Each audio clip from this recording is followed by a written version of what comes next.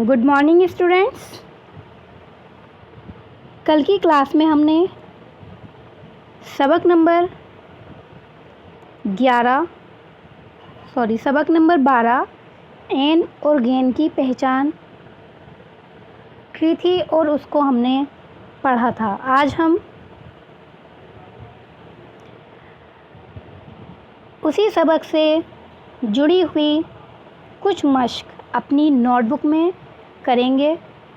तो मश्क नंबर 3 है, अलिफ और बे के तहत दिए हुए अधूरे लफ्ज़ों को सही तौर से जोड़कर मुकम्मल कराइए। मतलब यहाँ पर लिस्ट दी हुई है, एक तरफ यहाँ लिखा हुआ है और दूसरी तरफ इधर लिखा हुआ है। तो हमें क्या करना है, सही लफ्ज़ को, सही अल्फाज को सही दूसरे अल्फाज से हमें जोड़ना है। तो ये अधूरे हैं, इन्हें हमें क्या करना है, पूरा करना है। जैसे यहाँ पर मिसाल दी गई है, एग्ज़ाम्पल बे अलिफ ज़बर बा, तो इसे गेन से जोड़ेंगे तो ये हो जाएगा बे अलिफ ज़बर बा गेन साकिन बाग। क्लियर। तो यहाँ इसी तरह है रे वाव ज़बर रो, तो इसे हम मैच करेंगे गे नून ज़बर गन रोगन। सेकंड है एन ज़ेर ई, बे अलिफ ज़र बा दाल ते ज़बर दत इबादत।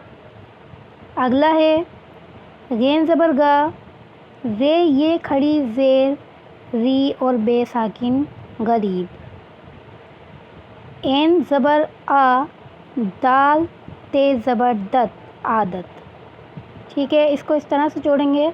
अगला है हरूफ को मिलाकर लफ्ज़ बनवाइए। जैसे गैन अलिफ रे, तो गैन अलिफ ज़बर गा रे साकिन गार। फिर एन रे और बे को जोड़ेंगे तो एन में रे मिलाएंगे और बे। एन ज़बर आ, रे बे ज़बर रब अरब। नेक्स्ट है बे एन दाल, तो इसे हम बे एन दाल, बे एन ज़बर बा दाल साकिन बाद। अगला है रे वाव गे नून रोगन, तो रे वाव ज़बर रो और गे नून ज़बर गन, ये हो गया रोगन। सेकंड है वाव सीन ये एन, तो वाव सीन ये और एन वसी। क्लियर। फिफ्थ है नीचे दिए हुए लफ्ज़ों के हरूफ अलग लिखने हैं। जैसे यहाँ गिज़ा, तो इसको आपको खुद करना है। जैसे गेन लिख देंगे यहाँ पर, और दूसरा जो हरूफ है वो है ज़ाल और तीसरा है अलिफ। फिर अगला है दाग, तो दाल अलिफ गेन।